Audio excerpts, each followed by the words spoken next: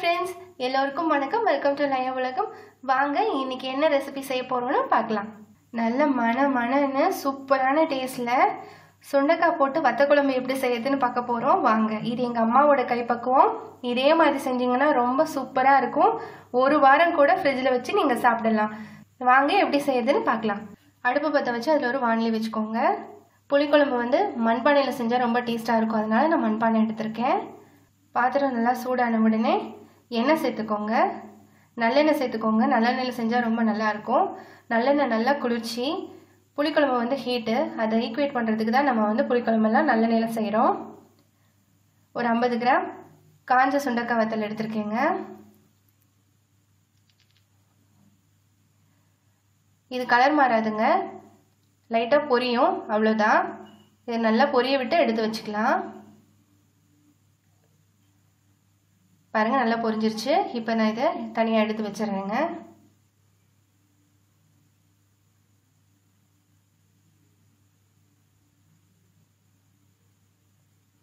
பாருங்க, எடுத்து வச்சாச்சு. இப்போ இதே எண்ணெயிலே நம்ம குழம்பு செஞ்சிடலாங்க. ஒரு ஸ்பூன் கடுகு,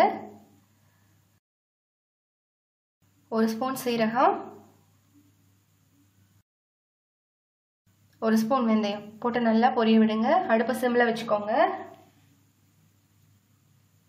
3 நல்லா பொரிஞ்ச உடனே காரத்துக்கு பச்சை மிளகாய் சேர்த்துக்கோங்க. நான் 2 தான் சேர்த்துருக்கேன். நீங்கள் இன்னும் கூட 2 சேர்த்துக்கலாம். தேவையான அளவு கருவேப்பிலை சேர்த்துக்கோங்க. அடுத்து ஒரு 20 பல் பூண்டு போட்டுக்கோங்க. சின்ன வெங்காயம் சேர்த்துனீங்கன்னா நல்லாயிருக்கும். சின்ன வெங்காயம் சேர்த்துக்கோங்க. ஒரு 100 கிராம் சின்ன வெங்காயம் சேர்த்துக்கோங்க. எவ்வளோ சின்ன வெங்காயம் போடுறீங்களோ அவ்வளோ டேஸ்ட்டாக இருக்கும் குழம்பு. போட்டு நல்லா வதக்கி விடுங்க. நல்லா வதங்கட்டும். அடுப்பு சிம்மில் தாங்க வைக்கணும். அப்போ தான் நல்லா வதங்கியும் வரும், டேஸ்ட்டாகவும் இருக்கும்.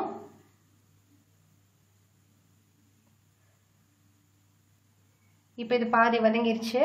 இப்போ நம்ம மிக்ஸி ஜாரில் ஒரு 2 தக்காளி நல்லா கொலைய அரைச்சி கொண்டு வந்து சேர்த்துக்கலாங்க.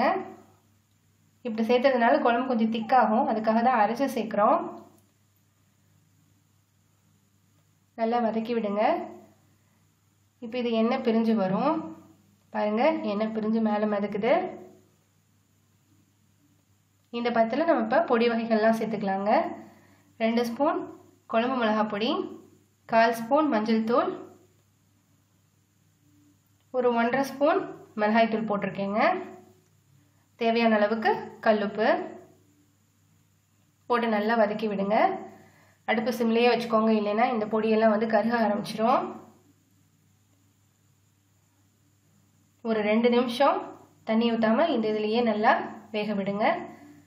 பொடியெல்லாம் நல்லா வெந்த உடனே ஒரு நார்மல் சைஸ் புளியை நல்லா கரைச்சி புளி தண்ணி சேர்த்துக்கோங்க. பார்க்கறது கொஞ்சம் தண்ணியாக தான் இருக்கும். 2 கொதியில் இந்த தண்ணியெல்லாம் ஊற்றி நல்லா திக்காயிடும். நல்லா கொதிக்கட்டும். பாருங்க, 5 நிமிஷம் தான் ஆயிருக்கு. நல்லா திக்காயிருக்கு. இன்னும் கொஞ்சம் கொதிக்கட்டும். இப்போ இந்த நேரத்தில் நம்ம வறுத்து வச்சிருக்க சுண்டைக்காய் வத்தலை இதில் சேர்த்துடலாம். சுண்டைக்காய் வத்தல் நல்லா கசப்பாக இருக்கும், அதனால தான் முன்னாடியே சேர்க்காம நம்ம கடைசியாக சேர்க்குறோம். நல்லா வத்திடுச்சுங்க. 10 நிமிஷம் ஆயிடுச்சு. 10லேருந்து 15 நிமிஷம் ஆயிடுச்சு. அடுப்பு சிம்லேயே தான் இருக்கு. குழம்பு வந்து தேவையான அளவுக்கு கெட்டி ஆயிடுச்சு.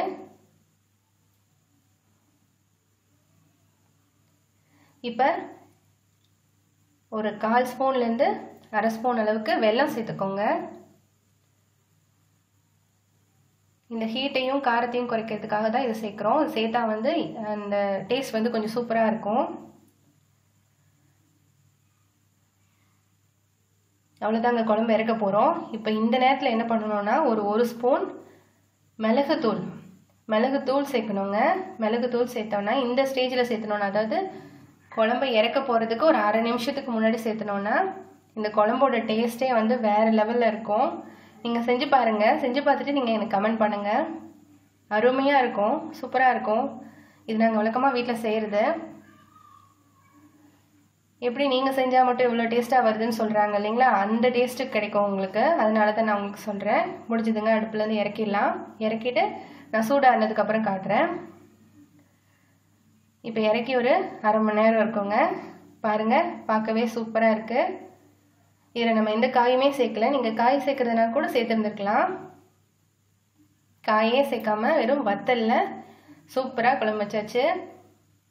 இது நீங்கள் ஒரு வாரம் கூட வச்சுருந்து சாப்பிட்லாம். டேஸ்ட்டு கொஞ்சம் கூட மாறாது. இன்னும் சொல்லணுன்னா நாளாக நாளாக தான் ரொம்ப டேஸ்ட்டாக இருக்கும் இந்த வத்தல் குழம்பு. இது சுட சுட சோறில் போட்டு இந்த வத்தல் குழம்பு மட்டும் வச்சு கொடுத்தீங்கனாலே குழந்தைங்கள்லேருந்து பெரியவங்க வரைக்கும் நல்லா விரும்பி சாப்பிடுவாங்க. ரொம்ப ரொம்ப டேஸ்ட்டாக இருக்கும். நீங்களும் உங்கள் வீட்டில் ட்ரை பண்ணி பாருங்கள்.